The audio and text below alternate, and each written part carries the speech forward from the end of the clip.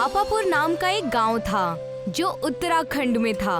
उसी गांव में प्रेमनाथ खेती किया करता था और उसका बेटा प्रवीण मैगी बेचा करता था।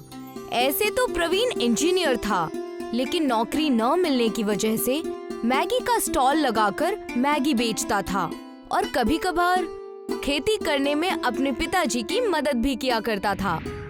मैंने तुम्हें पहले ही कहा था कि पढ़ाई मत करो। सारी जमीन जायदाद गिरवी रखकर तुम्हें इंजीनियर बनाया और अब तुम्हें नौकरी नहीं मिल रही है। हम कैसे अपनी गिरवी जमीनें छुड़ाएंगे? अब नौकरी नहीं मिल रही तो उसमें मेरी क्या गलती है पिताजी? मैंने पूरी कोशिश की थी नौकरी मिलने की और अब तुम मैगी बेच रहे हो। शहर जाकर किसी दुकान पर ही क्यों नहीं लग जाते हो? कम से कम 2 पैसे ज़्यादा आएंगे। अपना धंधा अपना होता है बाबा। जब मन किया खोल दिया, ना कोई कहने वाला होता है ना कोई सुनाने वाला। इसीलिए वजह से मैं ये छोटी मैगी की स्टॉल लगा रहा हूँ।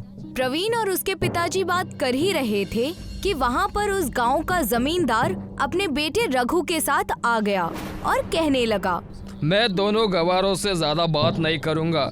मुझे मेरे पैसे दे दो, मैं यहाँ से चला जाऊँगा। वो क्या है जमींदार साहब, पैसों का इंतज़ाम नहीं हो पाया है। हम पूरी कोशिश करेंगे पैसों का इंतज़ाम करने की। मुझे पहले से पता था कि आज भी मैं खाली हाथ वापस जाऊंगा, लेकिन ऐसा हरगिज़ नहीं होगा। नायडू, इनके घर के सारे कीमती सामान ले लो, चप्पल तक मत छोड़ना, सब लेकर चल लो। जैसा आप कहे बाबा, इनके सिट्टी पिट्टी अभी गुल करता हूँ। रघु उनके घर जबरदस्ती घुसकर लूटपाट करने लगता है और रखे हुए सारे सामान लाकर बाहर फेंक देता है। बाबा, आप कहे तो इस लड़के की मैगी की स्टॉल भी ले लो। इंजीनियर होकर तुम मैगी बेच रहे हो, लानत है तुम पर। ले लो, इसके मैगी का स्टॉल भी ले लो। नहीं नहीं, ऐसा मत कीजिए, मेरा धंधा ठप हो जाएगा। हम दोनों बाप बेटे भूखे मर जाएंगे। ऐसा मत करो। प्रवीण के लाख गिड़गिड़ाने पर भी उसकी किसी ने एक नहीं सुनी। जमींदार उसके ठेले की मैगी और घर का सारा सामान लेकर चले गए। पूरे गांव में उनकी इज्जत उछाली गई। हे मालिक, मैंने तेरा क्या बिगाड़ा है? क्यों आप हम जैसे गरीबों को परेशान करते हैं? पढ़ने के लिए पैसे नहीं थे, जमीन गिरवी रख दी। सोचा था कि पैसे मिलते ही सारे जमीनें वापस ले लूंगा, लेकिन वो भी आपने मुझसे छीन लिए। चुप हो जाओ बेटा, चुप हो जाओ। कभी कभी तो ऐसा लगता है कि ऊपर वाला है ही नहीं। ये मेरे साथ क्या हो रहा है?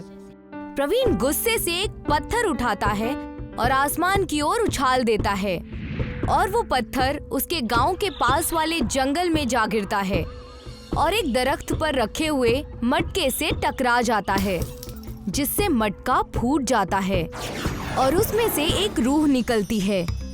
कई सालों बाद मैं आजाद हो गया, लगभग 300 सालों बाद। लेकिन इस जंगल में तो कोई आता नहीं, तो ये मटका किसने फोड़ा?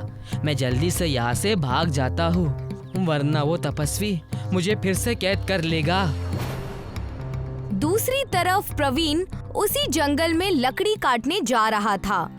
तब उस रूह ने प्रवीण को लकड़ी काटते हुए देखा। इतना कहकर वो रूह प्रवीण के पास जाती है और कहता है, हो ना हो, इसी आदमी ने मुझे रिहा किया है, क्योंकि उस तपस्वी ने कहा था जो भी मुझे रिहा करेगा मैं सिर्फ उसे ही देख पाऊंगा और वो सिर्फ मुझे ही देख पाएगा। वो रूह प्रवीण के पास जाती है और कहती है, सलाम भाई साहब।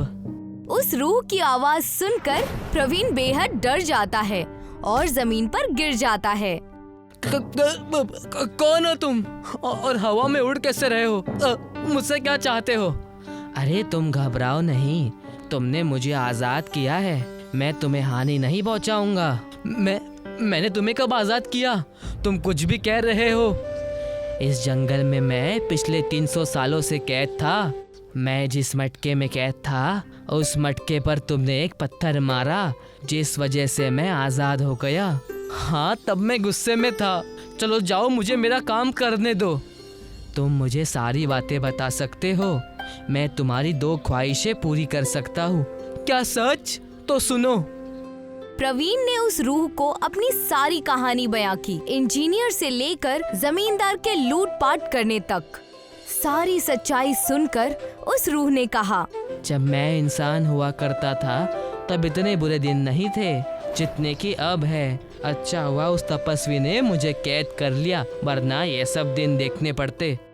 तुम इसका कोई इलाज बताओ, अपना अलग ही रोना रो रहे हो तुम तो। अच्छा तो सुनो, मैं तुम्हें एक वरदान देता हूँ। तुम अब से जो भी खेती करोगे वो तुम्हारे कारोबार की खेती होगी। यानी मैगी की खेती? क्या बकवास कर रहे हो? तुम्हें ये झूठ लगता है तो तुम एक काम करो, इस जमीन में पत्थर गाड़ कर उस पर पानी डालकर देखो। प्रवीण ने ठीक वैसा ही किया। उसी वक्त प्रवीण ने उस पत्थर को जमीन में गाड़ दिया और उस पर पानी डाला तो उसमें से एक दरख्त निकला जिसमें मैगी लगी हुई थी। इसे देखकर वो हैरान रह गया। ये तो सच में मैगी की खेती हो गई। मैंने कहा था ना तुम्हें। दूसरा वरदान ये है कि जिसने भी तुम्हें हानि पहुंचाई है वो खुद गिड़गिड़ाकर तुमसे माफी मांगेगा पूरे सभा के सामने, लेकिन उसे तुम्हें मैगी खिलानी होगी। उसके बाद ही ये मुमकिन है। मेरी 2 ख्वाहिशें तुम्हारे लिए खत्म हो गई। अब मैं चलता हूँ। शुक्रिया दोस्त, मुझे आजाद करने के लिए। इतना कहकर वो रूह वहाँ से गायब हो गई और प्रवीण को 2 दुआ देकर वहाँ से चली गई। और उसके बाद प्रवीण अपने बचे हुए जमीन पर कुदार चलाने लगा और जैसे ही उस पर पानी डाला सब जगह मैगी के पेड़ उगने लगे। बेटा, तुमने ये सब कैसे कर लिया? इतनी सारी मैगी की फसलें कैसी कर ली? मैगी उपजाऊ कैसे हो सकती है भला? अब से हमारे अच्छे दिन आने शुरू हो गए। आप देखते जाइए उस जमींदार की अकल मैं कैसे ठिकाने लगाता हूँ। प्रवीण ने उस जमींदार को अपने घर पर मैगी की दावत पर बुलाया और एक चिट्ठी लिखकर उसके घर भेज दी। अगर आप में हिम्मत है तो हमारे घर अपने बच्चे के साथ आइए और पैसे लेकर जाइए। उस 2 कौड़ी के लड़के की इतनी हिम्मत, वो मुझे इस तरह से चिट्ठी भेज रहा है, उसकी तो खैर नहीं। जमींदार गुस्से से वहाँ से चला जाता है और जैसे ही वो प्रवीण और प्रेमनाथ के घर के करीब पहुँचता है उसे मैगी की बेहद अच्छी खुशबू आ रही होती है। इतनी अच्छी खुशबू, इस लड़के के हाथ की मैगी सब खाते हैं। एक बार मैं भी खाकर देखता हूँ। पैसे की बात बाद में कर लूँगा। जैसे ही जमींदार प्रवीण की बनाई हुई मैगी को खाता है उस रूह की दी हुई दुआ सच हो जाती है। जमींदार का सर चकराने लगता है और वो कहता है, मुझे माफ करना प्रवीण, पैसों के लालच में मैं अंधा हो गया था, लेकिन अब मैं तुमसे पूरे कस्बे के सामने माफी मांगूंगा। बदले में तुम पूरे गांव को मैगी की दावत दे देना। जी, ये मुझे मंजूर है, मैं ऐसा ही करूँगा। और वैसा ही हुआ। जमींदार ने सबके सामने प्रेमनाथ और प्रवीण से माफी मांगी और उनकी जमीनें भी वापस लौटा दी। गांव वालों ने मैगी की खेती शुरू कर दी। वो गांव अब मैगी की खेती की वजह से मशहूर हो गया। लोग वहाँ खुशी खुशी रहने लगे। मुकुंद के ताड़गोले के बाग थे। वो ताड़गोले के दरख्त पर चढ़कर ताड़गोले तोड़ता था और फिर इन ताड़गोलों को साहूकार को फरोख्त कर उससे पैसे कमाता था। अरे भाई, अब तुम ताड़गोले ज्यादा दिया करो। बाजार में ताड़गोले की मांग में इजाफा हुआ है। जी जनाब, कल से ज्यादा ताड़गोले देने की कोशिश करूंगा।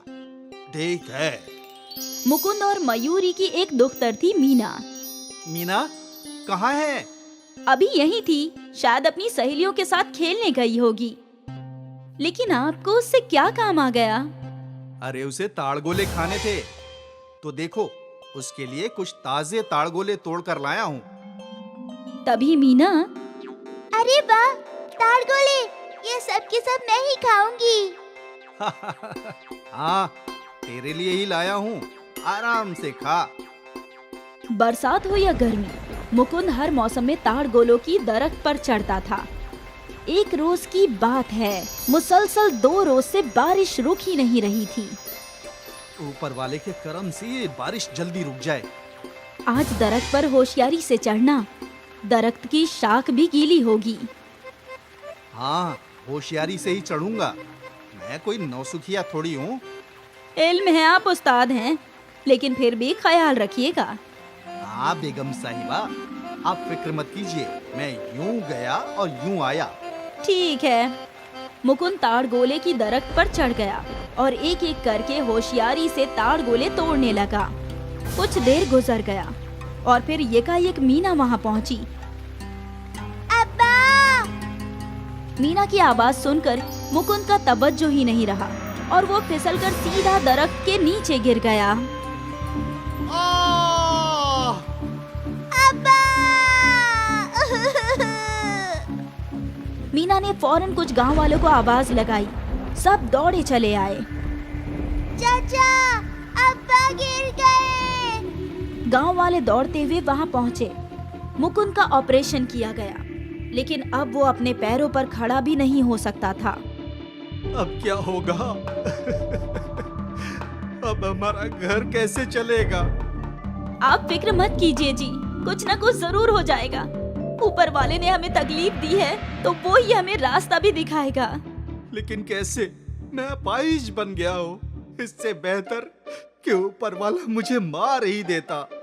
ऐसा ना कहिए, आप ही हमारी जिंदगी है।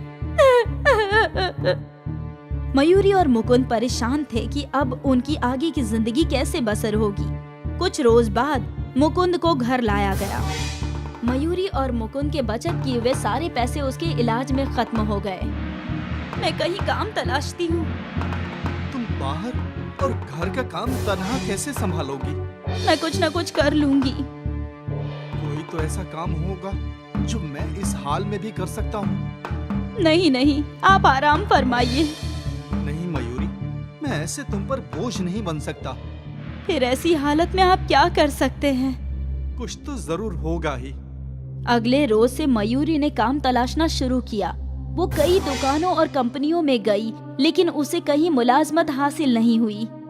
मुझे कोई काम तो नहीं हासिल हो रहा। सोच रही हूँ कोई कारोबार ही कर लूं। कैसा कारोबार? क्या मैं तुम्हारी कोई मदद कर सकता हूँ? आज बाजार में पकौड़ी की दुकान देखी थी। काफी हुजूम जमा था। मैं भी तो अच्छे पकौड़े बनाती हूँ, तो क्यों ना मैं भी पकौड़े फरोख्त करूँ।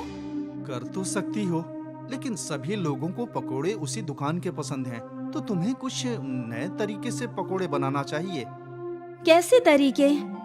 जैसे चाइनीज पकोड़े हैं जो बच्चों को बेहद पसंद आते हैं, वैसा ही कुछ नया। वैसा कुछ? मीना तू बता, तुझे और क्या खाना पसंद है? मुझे तो मैगी पसंद है। मैगी पकौड़ा कैसा रहेगा? मैगी के पकोड़े भी बनते हैं क्या?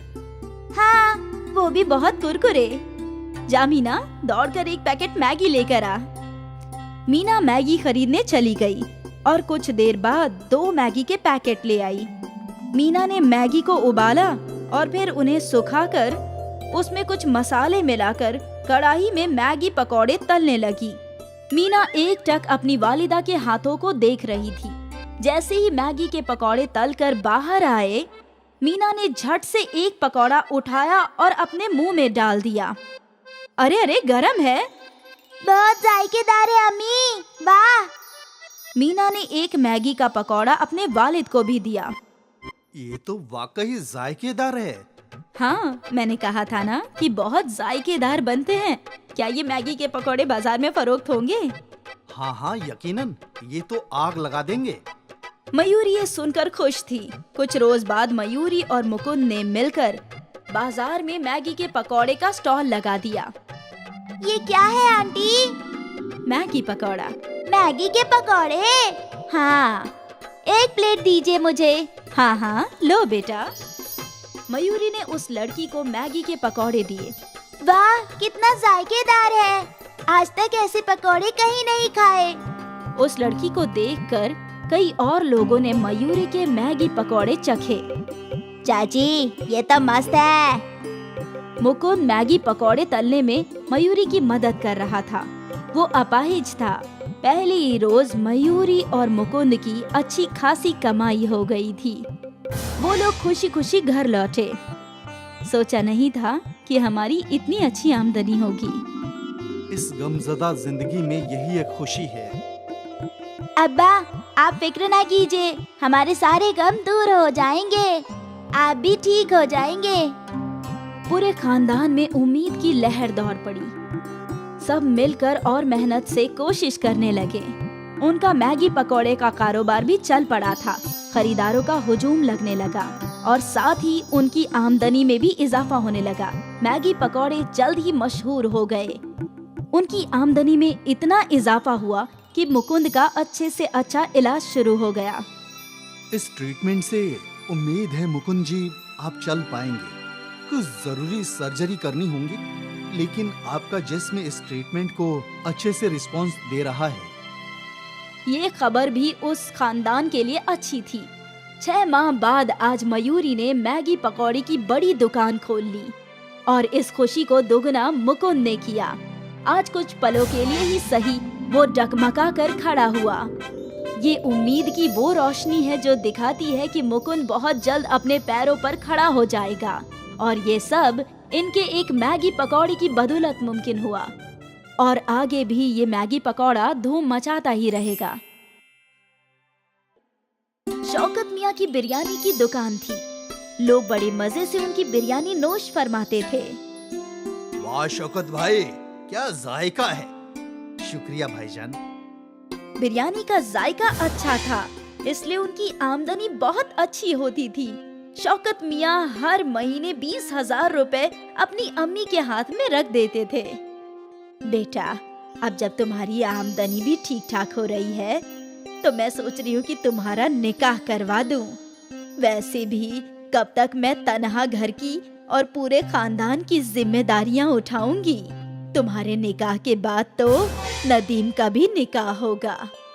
अरे अम्मी, मैं तो अभी भी बच्चा हूँ, आप कब भाईजान का ही निकाह करवाइए। ठीक है अम्मी, आपको जो लड़की पसंद हो वो मुझे मंजूर है। ये हुई ना बात, आपसे मुझे यही उम्मीद थी भाईजान। शौकत की अम्मी ने उसके लिए एक लड़की तलाश ली। सना तालीम याफ्ता थी और खाना भी जायकेदार बनाती थी। कुछ माह बाद शौकत और सना का निकाह हो गया और फिर सना ने घर की सारी जिम्मेदारियां संभाल ली। बेटा, तुम्हारे हाथों के खाने का जायका ही अलग है। हाँ भाभी जान, लेकिन बिरयानी में भाईजान का कोई हाथ नहीं पकड़ सकता। हाँ वो तो है। अब उसका तो तब इल्म होगा जब मैं उनके हाथों की बिरयानी खाऊंगी। भाईजान, आज सबके लिए बिरयानी ले आना। ठीक है, ले आऊंगा। शौकत की बिरयानी मशहूर थी। जब भी वो बिरयानी बनाया करता था, बिरयानी की खुशबू आसपास फैल जाती थी और लोग खींचे चले आते थे। अरे भाई, बिरयानी तैयार है क्या? नहीं भाईजान, 10 मिनट और लगेगा। ठीक है, मैं यहीं खड़ा हूँ। खरीदार तो शौकत की बिरयानी का इंतजार किया करते थे। यहाँ तक सब कुछ दुरुस्त चल रहा था। ये अमजद मियाँ तो बैठे बिठाए मेरा कारोबार खा रहे हैं। मुझे कुछ तो करना ही होगा। मैं भी दाम गिरा देता हूँ। शौकत ने भी बिरयानी का दाम कम करके 80 रुपए कर दिए। रोज तो इसी दुकान से बिरयानी खाते हैं, चल आज उस नई दुकान से खाते हैं। ठीक है। कई खरीदार बस नया जायका चखने के लिए अमजद की दुकान में जाने लगे, लेकिन अमजद के हाथों में अलग ही जादू था। एक बार जो उसकी बिरयानी खाता, वो उसी की दुकान में वापस आया करता था। कल जो बिरयानी खाई थी ना, आज भी वही नोश फरमाएंगे। हाँ बिल्कुल, उस बिरयानी को भूलना मुमकिन नहीं है। आहिस्ते आहिस्ते शौकत के खरीदार कम होते जा रहे थे। शायद ये बस कुछ रोज की बात है। अमजद की दुकान नई है, इसलिए लोग वहाँ बिरयानी का जायका ले रहे हैं। कुछ रोज बाद मेरे खरीदार लौट आएंगे। शौकत ने खुद को ये बात समझाने की कोशिश की, लेकिन कारोबार का नुकसान उसे परेशान कर रहा था। अब घर पर भी वो अक्सर फिक्र में ही रहा करता था।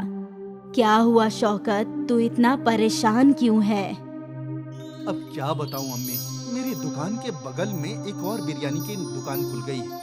आहिस्ते आहिस्ते मेरे सारे खरीदार वहीं जा रहे हैं। ऐसा चलता रहा तो एक रोज मुमकिन है दुकान बंद करने की ही नौबत आ जाए। ऐसा कुछ नहीं होगा बेटा, अल्लाह मालिक है। मुमकिन है ये सिर्फ कुछ ही रोज की बात हो।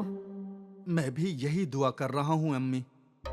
शौकत परेशान था और ये बात पूरे खानदान को बुरी लग रही थी। उस रात सना ने शौकत से पूरा माजरा पूछा तो तो अगर दाम कम करने की वजह से खरीदार दूसरी दुकान में जा रहे हैं, तो क्यों ना हम भी दाम कम करके देखें? और कम कैसे कर पाएंगे बेगम? बिरयानी की एक प्लेट बनाने की लागत ही 50 रुपए प्लेट की है और हम 80 रुपए में फरोख्त कर रहे हैं। मतलब सिर्फ 30 रुपए का मुनाफा है। अगर ये भी कम कर दिया तो घर का खर्च कैसे चलेगा? तो क्या हम बिरयानी बनाने के लिए इस्तेमाल होने वाली चीजें सस्ती नहीं खरीद सकते? बिरयानी में सबसे महंगा चावल है। तकरीबन बासमती चावल कैसे सस्ते मिल सकते हैं? अब मैं बासमती चावल को सादे चावल के साथ बदल तो नहीं सकता ना? अगर हम बासमती चावल को किसी और चीज के साथ बदले तो? मतलब मैगी। मैगी की बहुत सारी जायकेदार चीजें बनती है। अगर हम मैगी की बिरयानी बनाएं तो हमारी लागत भी कम हो जाएगी। मैगी बिरयानी? ये पहली मर्तबा सुना है। आजकल अलग चीजें ही फरोख्त होती हैं। एक मर्तबा कोशिश करके तो देखते हैं। ठीक है, वैसे भी अभी कुछ चल नहीं रहा है तो वही कर लेते हैं। अगले रोज शौकत ने रोजाना की तरह बिरयानी बनाई और इस मर्तबा उसने बासमती चावल के बदले मैगी डाले। मैगी की बिरयानी जल्दी बन गई और उसकी लागत भी कम थी, इसलिए शौकत ने दाम भी 50 रुपए कर दिए।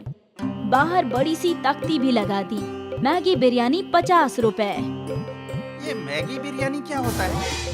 मैगी का इल्म है और बिरयानी का भी इल्म है, लेकिन मैगी बिरयानी आज तक नहीं खाई। चल वही नोश फरमाते हैं। हाँ।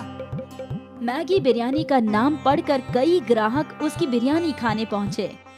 वाह वाह, बहुत अच्छी है। ऐसी मैगी बिरयानी मैंने कभी नहीं खाई। वो इसलिए क्योंकि ये मैगी नहीं, मैगी बिरयानी है। वाह भाई, ऐसा जायका कहीं नहीं चखा। शुक्रिया भाईजान। लोग शौकत की बिरयानी को बेहद पसंद कर रहे थे। उस रोज शौकत की दुकान पर खरीदारों का हुजूम लगने लगा। भाई, मैगी की बिरयानी तो चावल की बिरयानी से भी लाजवाब है। आज से हम रोज मैगी बिरयानी ही खाएंगे। शौकत खुशी खुशी घर आया और उसने ये खुशी की बात अपनी बेगम को बताई और वो भी खुश थी। उस माँ शौकत की बहुत अच्छी कमाई हुई थी। महीने के आखिर में शौकत ने अपनी अम्मी को 40,000 रुपए दिए। इतना? हाँ अम्मी, सना की मैगी बिरयानी की तरकीब काम कर गई। दुगनी आमदनी होने लगी है। एक मर्तबा फिर शौकत खुश रहने लगा। उसकी मुश्किलें हल हो गई क्योंकि उसकी आमदनी में इजाफा होने लगा। मैगी बिरयानी मशहूर हो गई।